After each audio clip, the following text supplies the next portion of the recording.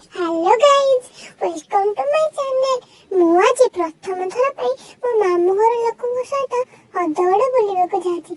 सेति पई मु आज बहुत खुशी। हाय एबे हम सब गाड़ी रे बसी चलिलु बुलिबा को।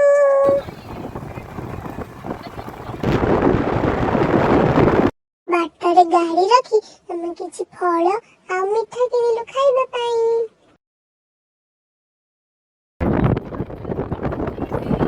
इतने समय पर हमें ऐसे हदगड़ रे पहुंची गलु। ये पूरा खुशी। ये होचंती मो सन्ना मासी जे चिकन गोळोचंती हमो बापा से छाड़ीबे। से मने रोषेई करिया भितर आमे चालिलु टिके बुलिबा पई। एडो संगड़ जल्दी हां